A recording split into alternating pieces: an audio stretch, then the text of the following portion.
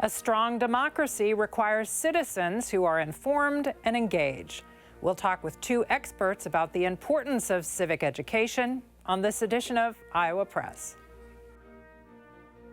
Funding for Iowa Press was provided by Friends, the Iowa PBS Foundation, the Associated General Contractors of Iowa, the public's partner in building Iowa's highway, bridge, and municipal utility infrastructure. Across Iowa, hundreds of neighborhood banks strive to serve their communities, provide jobs, and help local businesses.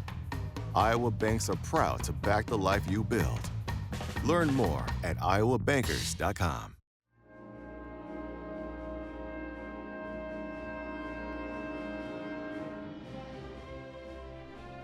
For decades, Iowa Press has brought you political leaders and newsmakers from across Iowa and beyond, celebrating more than 50 years on statewide Iowa PBS.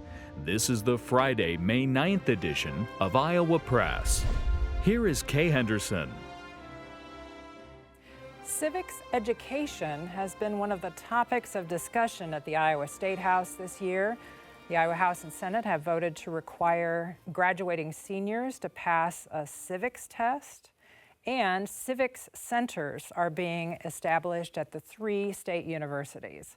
Our guests today are involved in this topic and discussion and are here to share what they know about civics and education.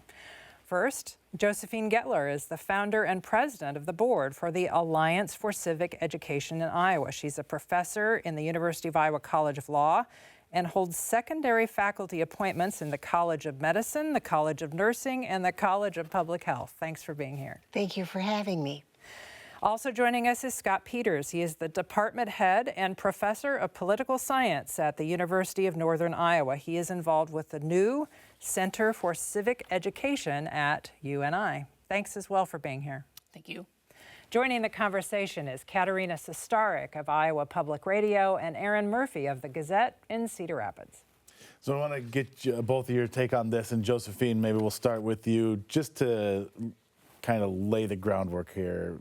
How bad is it out there? How much more civic education is needed? What does the data show you? Well, I'm glad you asked that question to start with, because I think we have a really serious problem with civic education right now. There are multiple and recent surveys and polls that show that many American citizens lack the most basic information about the rights and responsibilities of citizens, as well as American history and government. What kind of information are you talking about there when you say that? Like, what are people struggling with that may surprise folks? Well, let me just give you an example of what one very recent reputable poll showed.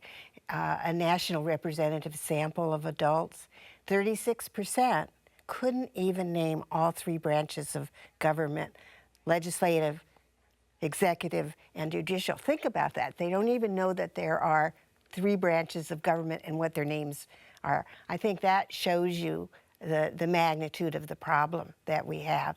Can I give you one other statistic too? Please. 88% of 8th graders scored below the most recent national civics assessment test. 88% below proficiency level. And what's on that test? Well, that is a series of questions about civics that one would think that 8th graders could and should know about. By the way, 76% of 8th graders scored below proficiency on the National American History test. So we've got a problem. Scott Peters, what are you seeing as high school graduates come to the Northern Iowa campus? I think we see evidence of that. Certainly, I teach an introductory American politics course once every couple of years, and I definitely see some gaps there. I am not an expert on K through 12 education per se, but my perception is that with the emphasis over the last several decades on STEM education, and with the way that learning is assessed in K through 12 with many tests on reading and many tests on math, that social studies in general is one of the things that has gone by the wayside. And the Iowa legislature this year has passed a bill that will require students to pass a civics test to graduate, and it has questions on it from the U.S. citizenship test that people take when they're getting naturalized. Josephine, is that the solution to this problem? No, it's not the solution. It's a first step, I think, in addressing the problem. We need to make sure that high school graduates at least have minimal competency in information about American government and about American history. But the test really only examines sort of minimal information. Who's the first president of the United States? You know, that kind of information. Good civics education has to go well beyond that. Scott, what are some strategies for, going beyond a multiple choice test like that and ensuring that students have a really deep understanding of civics? Yeah, civic learning generally is composed of 4 things. First, students do have to have a base of civic knowledge. And so we're talking about your basic government classes and history classes. But students need more than that in order to become good citizens. The other components of civic learning are civic skills. Students need to be able to learn what to do with that knowledge. Civic dispositions, we need to inculcate in people the values of democratic citizenship. And then finally, students need to be given the opportunity to practice all of that. Citizenship isn't something that just comes naturally. Students have to, just like any skill, just like any workplace skill, citizenship skills get better with practice. And so we need to make sure that we're giving students the opportunity to do that. Well, Scott, I mentioned at the onset that there will be a Center for Civic Education at the university. Sketch out for our viewers what it will do. Yeah, so there already is a Center for Civic Education. I'm currently co-directing it on a sort of soft launch. We're mainly focused on campus this year, so we've been doing a series of professional development for faculty.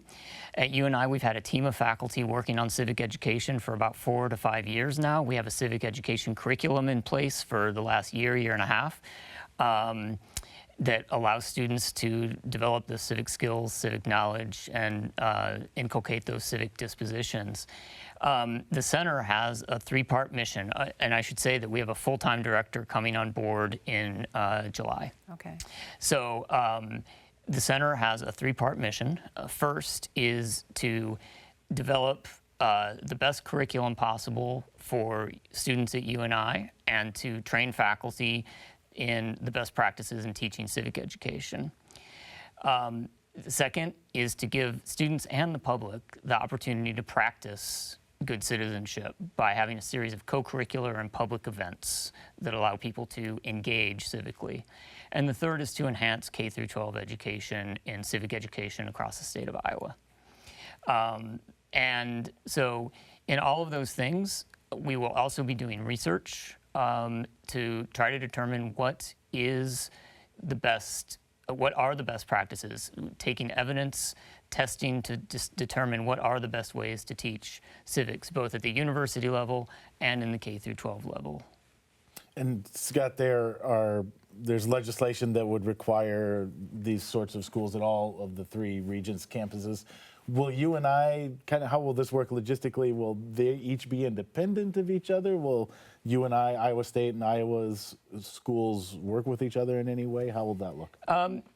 Some of that is still to be determined, I think. I think there will be elements of each of them that are distinct. Our focus on enhancing K through 12 education throughout the state, I think, that is natural, I think, given UNI's historic role as the Teachers College in the state of Iowa. We already have a partnership. Our Center for Civic Education has a partnership with the National Center for Civic Education that, among other things, puts on the We the People program for junior high school and high school age students. It's a national civics competition, and so we'll be aiming to get that off the ground in Iowa, or rather bring it back because it was a statewide program in Iowa in the past. And so we're looking forward to that. I think there will be a lot of opportunities for the centers at all three universities to cooperate on research, cooperate on programming. And so we look forward to exploring all of those avenues. And Josephine, what's your take on these? Is this a good path to take to address this, or do you see these centers being helpful? Oh, I absolutely see the centers at all three of the region's institutions as being helpful. I would also note that not only has the legislature and the Board of Regents mandated these three centers at the three regions institutions, but the legislature also directed the Iowa Department of Education to review the social studies curriculum and make recommendations as to revisions of the social studies curriculum to the governor and to the legislature by the end of this year. And I think that's another very important step in improving civics education. Let me just follow up on one thing that Scott said. We don't have to reinvent the wheel when it comes to civic education. There is an enormous amount of very good resources, web-based resources by different organizations, including iCivics, which was mentioned a minute ago. They have lesson plans, videos, all kinds of really good resources for teachers and students. Well, we asked Scott what the center was. What is the Alliance for Civic Education of Iowa? The Alliance for Civic Education, acronym ACE, is a nonprofit, tax-exempt organization, and its mission is to encourage, contribute, do whatever it can to assist Iowa citizens to acquire and enhance the knowledge and the skills that they need to carry out their duties and responsibilities as citizens and to effectively participate in government at all levels and in their communities. Scott, how much do you think the just sort of polarized political climate that we find ourselves in, how much does that contribute to the lack of civics education or vice versa? I don't know how much, but it definitely contributes. This is one of the things we're really focused on campus this year. A lot of the professional development we've been doing for faculty is to help faculty carry out productive conversations, discussions in class about controversial issues. We hear from students that they are reluctant sometimes to speak about issues because they're concerned about how their viewpoints might be perceived. And I think that's true across the ideological spectrum. I don't think one side has a monopoly on that fear. The polarized nature of politics makes those discussions risky. And faculty have to have the tools to know how to design those discussions. You know, I think sometimes people have a misperception about what discussion looks like or should look like in class. When we're teaching classes, it's not a debating society. This isn't a place where people just come and spout off about things. We have particular learning objectives in mind that we want students to learn. And if you're going to do that, then you've got to structure all your class activities so that students can achieve those learning objectives. Structuring class discussions in a way, the choice of topic, the instructions that students get, how you go about doing them. These are extremely important choices that instructors make in the course of planning these things, and we need to train faculty how to do that. So we've been doing that a lot on campus this year. In fact, we've got, just in the next couple of weeks, we've got about 36 faculty on campus going through a 3-day-long workshop on that very topic. And I guess in addition to the politics, the political issues, there's also the functioning of government as part of civics. And, you know, we look at Congress, it seems like there's always gridlock at the federal level. They could never pass a budget. There's always a government shutdown looming. Josephine, is government not functioning because people don't know how it's supposed to function? I think that's part of the problem.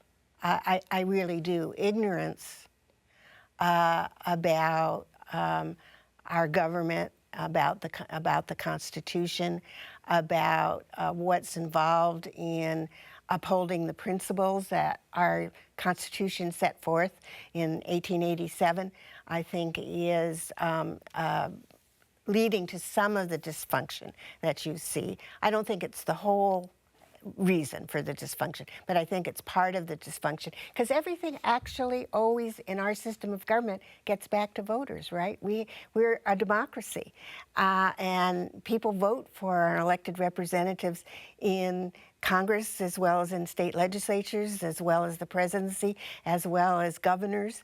And so it's up to the voters to vote in a way that is going to uphold the principles of our American democracy and make it to function effectively and efficiently. But they have to know what the principles are, Yes. you're saying. Mm-hmm. And I guess I'm curious to get, as we talk about this in polarization, I'm curious your perspective. If I'd like to ask it as a chicken or the egg question, right? Do we have polarization because we have maybe an ill-informed electorate, or does the polarization cause the ill-informed electorate? I'm curious if either of you have a thought on which came first, effectively. Scott? That's a very complicated question. I don't know. I would say that, first of all, we can look across the political landscape in democracies, and we see that most Western democracies are increasingly polarized. So that's not anything that's unique to the United States by any means. I'd also say that information and what we consider an ill-informed electorate, that in itself is a pretty dicey question to get into, because in many ways, people are more informed than they ever have been. And in fact, some people who are fairly well-informed, some of the most well-informed people are, in fact, the people at the poles of the spectrum. So it's a very complicated question, and I don't think we can do much to unravel here. Yeah. Well, let me say that I think one of the modern challenges of civic education is for it to address the challenges of what I'm going to politely call misinformation in the media, and what is often now termed media or social media illiteracy. So I think it's really important to educate people in that area. Yeah. That would be one of those important civic skills, right? Is media literacy and how to read the news, how to make judgments about what you can trust and what you can't trust. That's great. We're going to come back to that later. I appreciate that. I wanted to also circle back on something. You both have mentioned social studies kind of curriculum, and Josephine, you said there's the wealth of resources available. Scott, you mentioned maybe it's been de-emphasized in the current curriculum. Is it just a case then, a lot of this, of refocusing? Scott, I'll start with you, of refocusing curriculum and education and kind of prioritizing social studies again, in your view? I think it will help. I definitely think that'll help. I do think we have to recognize that there are all kinds of societal factors that are putting us in situations less often where we have to talk to people who disagree with us. There's a variety of factors. There's some political scientists and sociologists talk about people increasingly sorting. So neighborhoods today, you're very likely to live near people who think the same way as you do in a variety of ways. All kinds of different factors influencing that. Public schools are one place where students mingle with a lot of other people, and I do think that introducing some of those basic skills early on can be helpful. Josephine? Well, you know, our founding fathers, George Washington, who led the soldiers that won the Revolutionary War and became our first president, Thomas Jefferson, who authored the Declaration of Independence, were strong advocates of civic education. And in successive presidents and political and governmental leaders have been strong advocates. So I do think that part of the problem we're having today with civic education in schools, K through 12, as well as colleges and universities, is a de-emphasis in civic education. And what I'd like to say is that every citizen who graduates from high school, any citizen that graduates from a college or university, is going to remain a citizen for the rest of their life. and they're going to have responsibilities of citizenship for the rest of their life. So while things like math and science are important, other things are also important to be taught. I think we need to return to a time when we put at the top of the list in terms of priority civics. And I'm just curious, you keep mentioning kind of the responsibilities of a citizen. Could you just list some of them? I mean, I'm guessing voting is one of them. What are some of the things that you think adult citizens should be doing? And not, I think voting is at the top of the list again in terms of priorities, and being informed and responsible when you vote, so that you know how to research candidates and research ballot issues. I think participating either as running for office, volunteering in campaigns.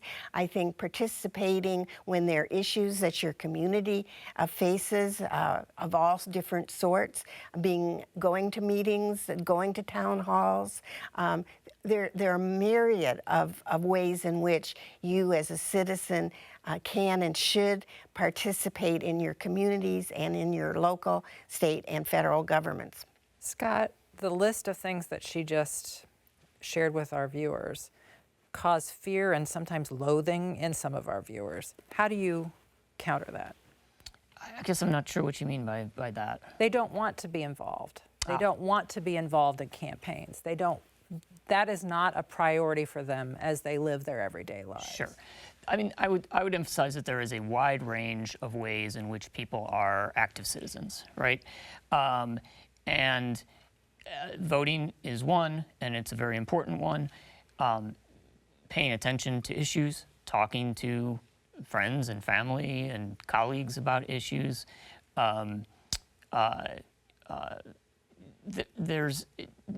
Not everybody has to go out and get involved in elections. Not everybody has to go knock doors and encourage people to vote. But healthy democracy does depend on some people doing that.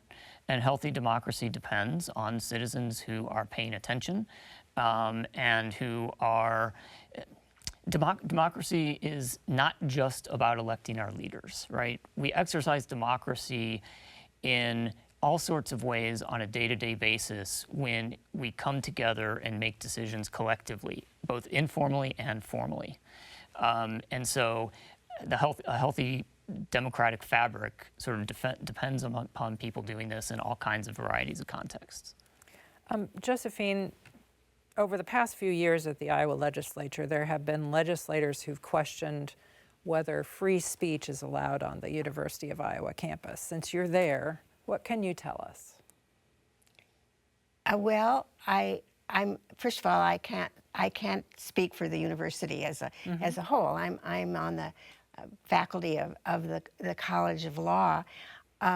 I think that I and my colleagues who are law professors try very hard in our classroom discussions to encourage a diversity of viewpoints. I mean, particularly for law students, it's very important to know how to marshal arguments on all sides of questions, because they are going to have clients that they're going to have to do that for.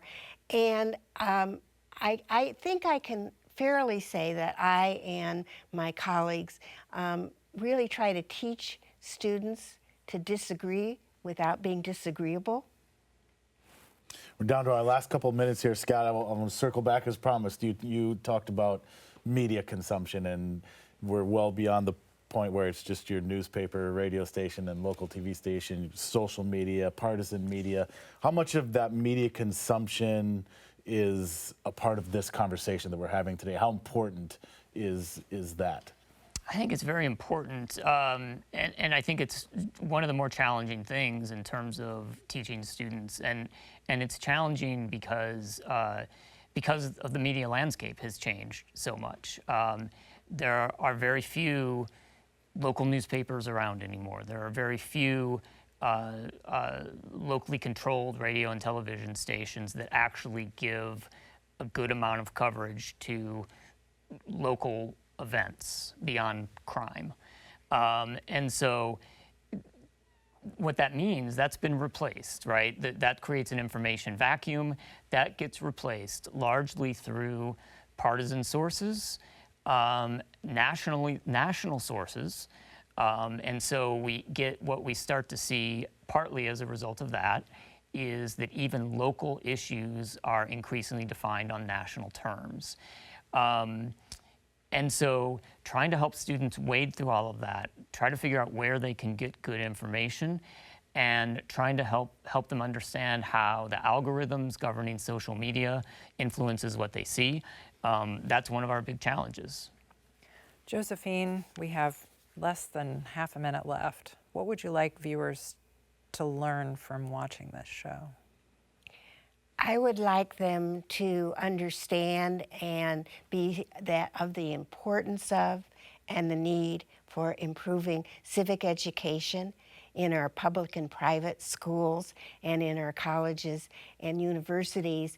I would like them to commit to in whatever way they can to making our American democracy, our system of government, fulfill its promise which requires informed and responsible and active citizens.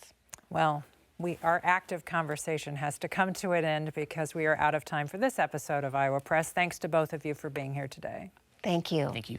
You can watch every episode of Iowa Press at iowapbs.org. For everyone here at Iowa PBS, thanks for watching today.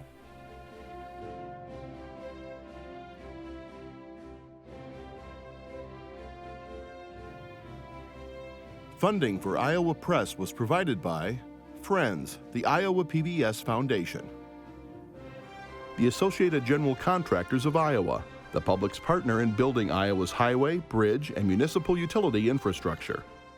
Across Iowa, hundreds of neighborhood banks strive to serve their communities, provide jobs, and help local businesses. Iowa banks are proud to back the life you build. Learn more at iowabankers.com.